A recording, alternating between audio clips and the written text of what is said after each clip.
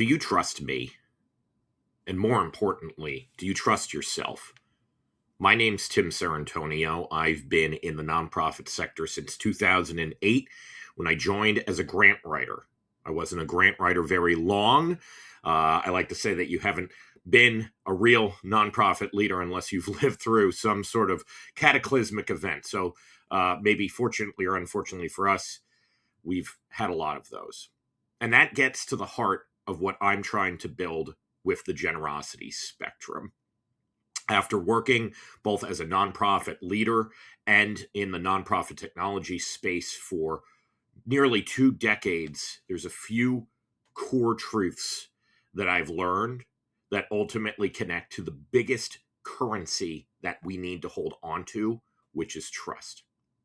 One of the biggest issues that we have to tackle is overall why participation is breaking down across the nonprofit sector. Leaders are required to collaborate under real financial, reputational, and human risk, and yet there's very little infrastructure to practice how that participation actually works. And the data is pretty clear here.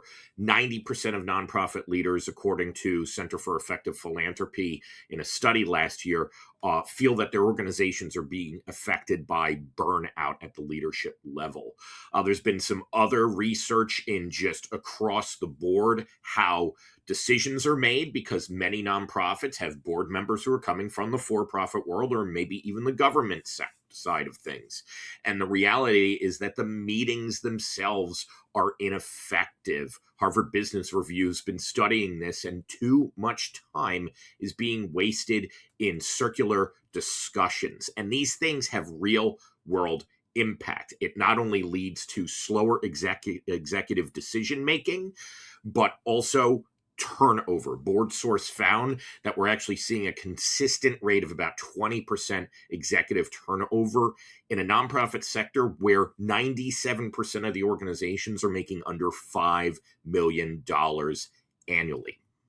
After working with thousands of nonprofits directly and supporting the educational experiences of tens of thousands of organizations, working with folks big and small alike, what I know works is practice-based and simulated learning experiences. The research has shown across all types of disciplines that that type of learning retains information at a 70 to 90% rate. Now, if you compare that to things like discussion-based learning or passive learning like webinars or materials, that are lower rates overall. And peer learning actually drives 2 to 3 times higher applications of the things that you've learned during that experience. But one of the biggest things that I think that we should address is the overall spaces themselves. People don't feel psychologically safe. They walk into meetings and they expect that they're going to get attacked, or they feel that if they try something new, they might even get fired. And the reality is that when you create a space where people feel comfortable to experiment, to dream, to think bigger, they act at a much more effective rate. They bring in more money. They are happier as well. Peer learning is the future of an effective nonprofit sector, but how do we actually get there? What I've been building since December 2025 is a vision of a new approach to a peer learning network driven by nonprofit leaders for nonprofit leaders. This can take the form of small facilitated group discussions with a clear emphasis on practice, reflection, and shared understanding. This is designed for people who are not only making decisions, but then need to act with confidence in those decisions. And the way that I want to gather people to create that psychological safety is through a conversational role-playing game that I've designed called the Generosity Roundtable. What we're going to be doing over the next few months is actually building out that infrastructure for the pilot itself. By the end of the year, I hope to have connected with 500 nonprofit leaders and board members actively participating in these gameplay testing sessions. I have been doing this since December, and I've worked with organizations big and small. We've worked through problems that were hyper specific and tactical around things like recurring giving program design, all the way up to larger political questions about federal funding, access, privacy, and the very nature of civic society itself. That's what's so beautiful about building a scenario based role playing game. It can be about anything you want. Now, don't just take my word for it in terms of why this approach is going to be so exciting for leaders like you or the nonprofits that you serve if you're on the service side of things, or even if you're just a donor or a supporter watching this. This is for you too, because we need to think about this problem differently. And early adopters of this pilot aren't just people who like games, they are decision makers. The initial research cohort is dominated by executive directors, CEOs, development teams, all explicitly asking for structured simulations to balance that narrative freedom of the real world constraints that they face every single day. Check out these two testimonials from actual game players of the Generosity Roundtable. After working with different nonprofits over the years, what I've also come to understand is that we're not trying or needing to replace the ability to work with somebody like a data provider or technology provider that may serve thousands of organizations, or also service consultants who may be doing really interesting work when it comes to the communities that they're trying to build around their own vision of change. But the underlying reality is that most of the ways that we talk about generosity end up bouncing off of each other because people immediately have a bit of defensiveness, because if the language or the tactics or the ways that you think about the world don't immediately match, people can turn off this. So why it's so important to create a peer learning space around this type of game is that the language would be shared, the mechanic would be shared, but the things we can talk about are highly adaptable. The way that I'm going to try to bring this out into the world is first, of course, through my immediate network. I have over 8,000 people who follow me on the LinkedIn platform, thousands of people who subscribe to my newsletter, and in general, I'm reaching about 250,000 people a year with my content. But the more powerful thing, and the thing I'm much more excited about, is being able to work with other nonprofit leaders. Not only do I want to work with amazing people like Rachel D'Souza, who helped bring me out to St. Louis in my most intensive and exciting gameplay session yet, but also and especially with nonprofit practitioners. That's why I'm excited about hosting an event with Ben Williams and Julia Campbell on March 18th, and then joining Julia alongside Caitlin Wyan of the Alzheimer's San Diego organization in San Diego around AFP Icon in April. These types of sessions are going to be both virtual and in person.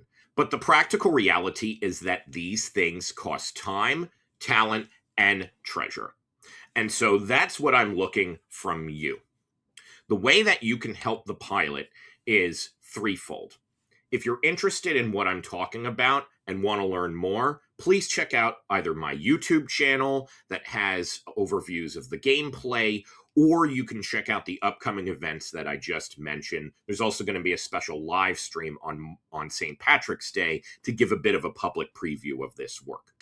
If this is something that really interests you, then I'm going to encourage you to check out my larger case of support document that explains the seed campaign that I'm running through April 20th.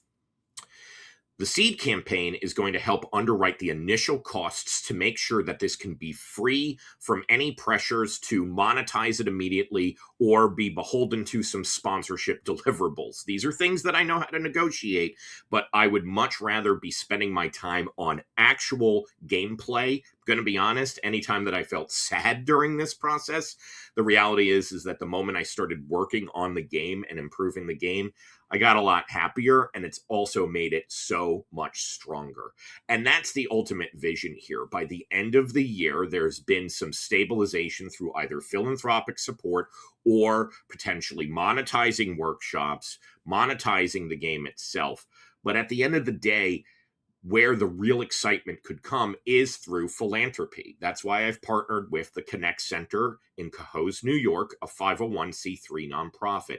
Any donations made to this campaign to help invest in the peer learning infrastructure needed to make this succeed are fully tax deductible. So we're not selling the game at this point. We're being very guarded about where we actually want to debut this, because we've seen some really encouraging long-term vision possibilities of how this can also start to address really deep-seated issues within an organization. At first, we're going to start on fun. We're going to start on speed. The average gameplay of the Generosity Roundtable is only 20 minutes. And so I invite you to explore what we're doing here. I hope you can be part of the learning and the pilot itself. Anybody who donates during this period will get some special updates along the way, as well as invites into dedicated gameplay sessions. And maybe your nonprofit can be just like Ben Williams and experience this in a really transformative and collaborative way. So that's a little bit of an overview of what we're aiming to achieve. Please watch this space as well as my social media channels to see an ever-expanding set of resources that explain things like generosity archetypes, the underlying philosophy and history around why identity is the strongest ways to connect with your community. And of course, we want to keep you updated on the growth and construction of the peer learning community itself. And we need your help. If you're interested in even hosting gameplay sessions, then please reach out. Overall, this is something that is surrounded in trust. And I do hope you trust me with what we're doing here. It's very important to me that this is something that we are building collaboratively, and I want you a part of that process. Thank you for listening, and I can't wait to change how we learn together forever in the nonprofit sector.